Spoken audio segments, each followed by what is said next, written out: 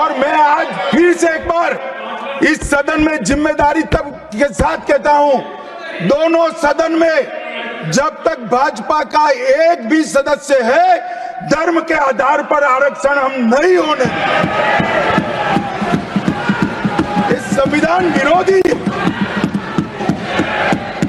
मान्यवर, मैं अब अरे दिया है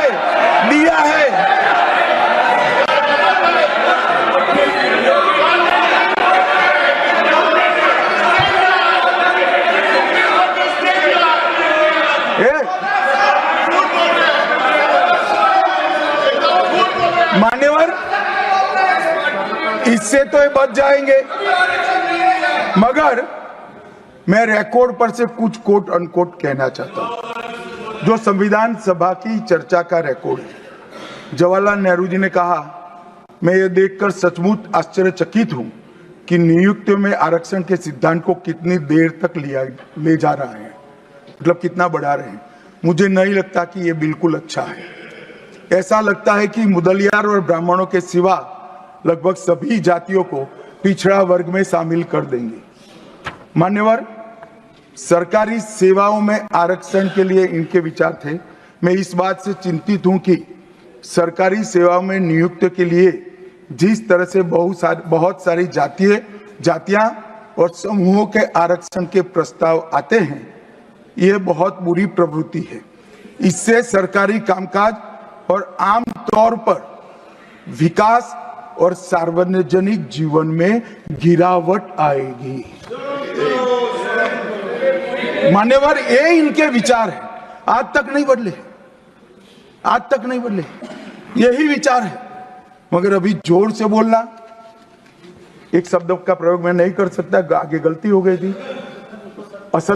मान्यवर, हमारे संविधान के directive of principle of state policies भाग 4 के अनुच्छेद 44 में एक एंट्री है जो कॉमन सिविल कोड की यूसीसी की बात करती है।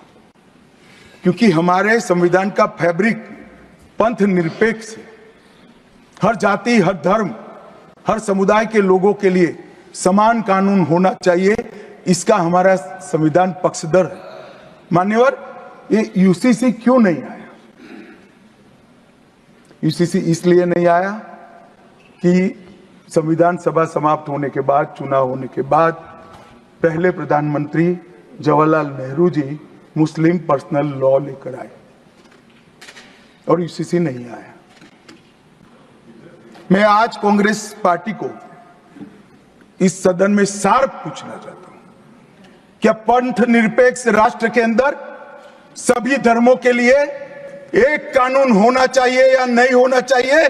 इसकी कांग्रेस पार्टी स्पष्टता करे। क्या आप मुस्लिम पर्सनल लॉ का समर्थन करते हैं? और मान्यवर, इससे बड़ा छलावा नहीं हो सकता। मान्यवर, इससे बड़ा छलावा नहीं हो सकता।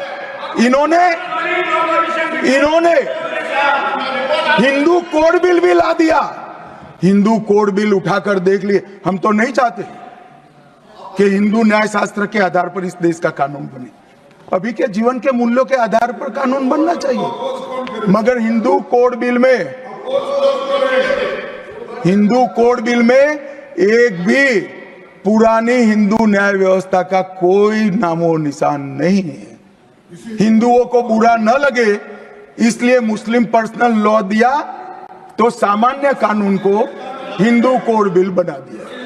मान्यवर, चलो मैं तो कहता हूं कि खड़गे जी और जयराम जी कह रहे हैं कि भाई पर्सनल लॉ का अधिकार मिले तो हमें आपत्ति नहीं है, तो फिर पूरा सरिया लागू करिए। क्रिमिनल में क्यों सरिया निकाल दिए? बताओ भाई, क्या चोरी करे इसके हाथ काट दोगे? कोई इससे जगद्य महिला के साथ अपराध करे तो पत्थर मारकर मार दोगे? देशद्रोही को रोड पर सूली चढ़ाओगे? तो विवाह के लिए, निकाह के लिए पर्सनल लॉ, वारिस के लिए पर्सनल लॉ और क्रिमिनल सरिया क्यों नहीं भाई? अगर उनको देना ही है तो पूरा ही दे देते, पूरा दे देते। मान्यवर, ये इन्होंने तुष्टीकरण की शुरुआत वहीं से करी है। मुस्लिम पर्सनल लॉ इस देश में संविधान आने के बाद तुष्टीकरण की शुरुआत। आर्टिकल 14 और 15 का ये भंग है। अंबेडकर जी, लोहिया जी, के.एम. मुंशी, एच.वी. कामत, ये सब ने इसका विरोध किया है।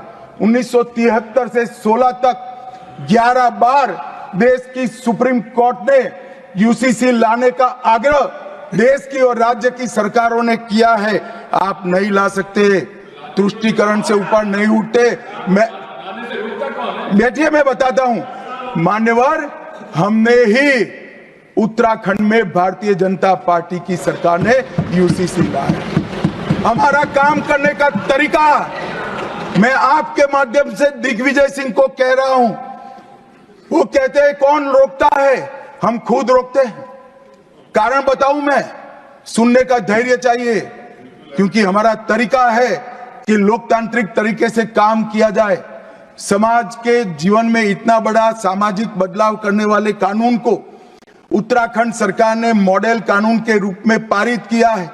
इसकी न्यायिक मीमांसा होगी, इस पर सामाजिक चर्चा होगी, धर्म के विद्वान चर्चा करेंगे, कुछ सजेशन आएंगे तो इसको स्वीकारेंगे और बाद में भारतीय जनता पार्टी की सरकार हर राज्य में कॉमन सिविल कोड लेकर आए।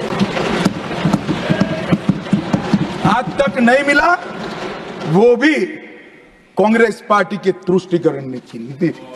मान्यवर, अभी एक फैशन हो गया है, अभी एक फैशन हो गया है, अंबेडकर अंबेडकर अंबेडकर अंबेडकर अंबेडकर अंबेडकर। इतना नाम अगर भगवान का लेते तो 7 जन्मों तक स्वर्ग मिल जाता।